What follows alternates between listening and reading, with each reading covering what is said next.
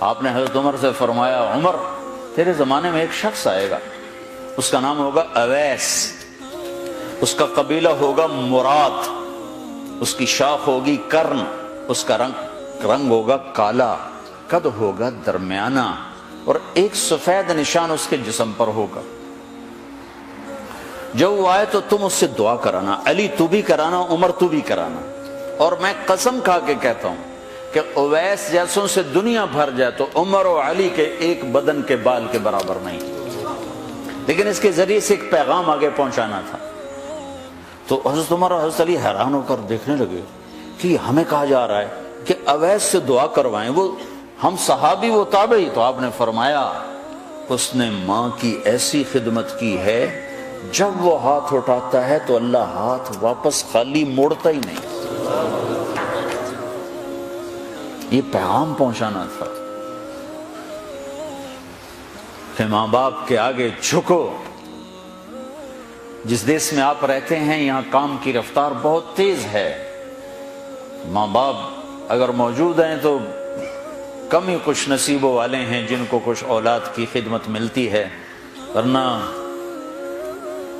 دیواروں کے ساتھ ہی زندگی گزر رہی ہوتی ہے۔ تو عمر رضی اللہ عنہ جب خلیفہ بنے تو ہر سال حج کرتے تھے، ہر سال ان کو ڈھونڈواتے۔ اب مجھے یہ نہیں پتا درمیان کے کوئی سال ہوں گے کہ ایک سال آپ نے حج پر سارے حاجی اکٹھے کر لیے، ایسے اپنے سامنے کا کھڑے ہو جاؤ بھائی، سب کھڑے کر لیے، کہنے لگے بیٹھ جاؤ سارے یمن والے کھڑے رہو، تو سارے بیٹھ گئے، یمنی کھڑے رہے، کہ سارے یمن والے بیٹھ جاؤ، قبیلہ مراد والے کھڑے رہو، تو سارے یمنی بیٹھ گئے، مراد والے کھڑے رہے۔ اس سال میں یمن گیا جماعت میں تو اویس کرنی کے گاؤں گیا، ان کی جگہ پیدا ہوئے، جو ان کا قبیلے کے لوگوں سے ملا، اس علاقے سے گزرا، دیکھا کہ اچھا یہاں وہ ہستی پیدا ہوئی تھی، خشک پہاڑ ہیں، بالکل خشک پہاڑ۔ پھر آپ نے کہا مراد والے بیٹھ جاؤ، قرن والے کھڑے رہو، تو صرف ایک آدمی باقی بچا۔ تو آپ نے اس سے پوچھا تم قرنی ہو؟ کہ جی ہاں۔ اویس کو جانتے ہو؟ کہ جانتا ہوں، میرا سگا بھتیجا ہے، میرے بھائی کا بیٹا، لیکن وہ تو تھوڑا پاگل سا ہے، آپ اس کا کیوں پوچھ رہے ہیں؟ تو عمر رضی اللہ تعالیٰ عنہ رونے لگے، کہا وہ نہیں، تو پاگل نظر آتا ہے۔ پھر آپ نے پوچھا کدھر ہے؟ آیا ہوا ہے حج میں ہے؟ کہ جی ہے۔ کدھر ہے؟ کہ جو اونٹ چرانے نکلا تھا عرفات کی طرف۔ تو حضرت عمر نے حضرت علی کو ساتھ لیا اور دوڑ لگائی اور پہنچے عرفات کی طرف، تو دیکھا تو ایک آدمی ایک کیکر کے درخت کے نیچے نفل پڑھ رہا اور اونٹ اس کے چاروں طرف چل رہے۔ تو یہ دونوں حضرات بیٹھ گئے، تو انہوں نے اویس نے محسوس کیا کچھ آ گئے لوگ، تو انہوں نے نماز مختصر کر دی، سلام پھیرا۔ تو حضرت عمر نے پوچھا کون ہو بھائی؟ کہا جی مزدور ہوں۔ کہا تیرا نام کیا ہے؟ کہا جی اللہ کا بندہ۔ کہا بھائی ہم سارے کے بندے ہیں، میں پوچھ رہا ہوں جو نام تیری ماں نے تیرا رکھا وہ کیا ہے؟